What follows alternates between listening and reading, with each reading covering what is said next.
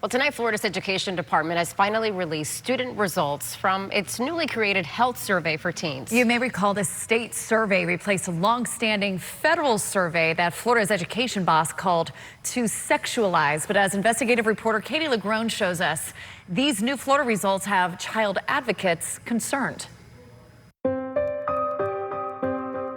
Florida teens are resilient but continue to struggle mentally and emotionally. Those are the broad but vague conclusions from Florida's newly created health survey for teens. Some tout it as a good start. I think overall the state can look at these results and give themselves a little pat on the back. Others are critical, calling the state results too general. We're really struggling to find meaningful conclusions from what we've been presented.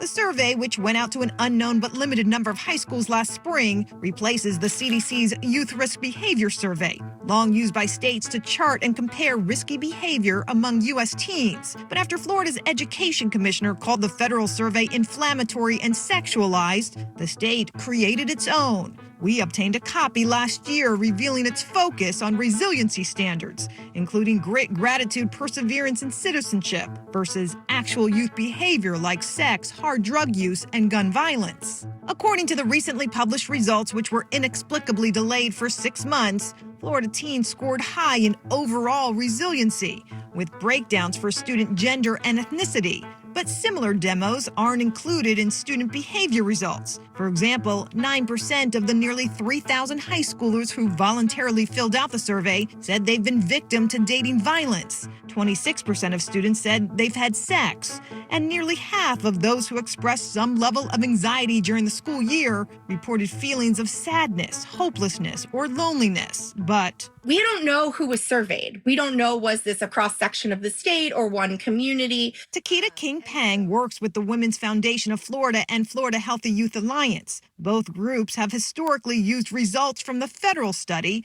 to determine needs and resources for Florida teens. She's concerned results from the new state survey lack too many details to be useful. It does feel that they want to present their best face forward, right? That seems natural. You want to show that your young people are doing well. I just think we're doing the youth across our state a disservice by not looking at this in a factual and scientific manner of, what is happening. Even those who support the state's new resiliency direction question who and what the state is leaving out. The results are great, but they're not as accurate as they can be because they don't represent everyone. Christy DeVigili is a mom and parents' rights advocate who helped create the state's new resiliency standards for this new teen survey. I think Florida's on the right track in putting their focus in the right areas, focusing on resiliency rather than focusing on the problem as much. But I definitely don't think we should be ignoring the problem. We've submitted public records requests in hopes of answering a lot of these questions. Once we get that information, we'll share it with all of you. I'm Katie LaGrone reporting.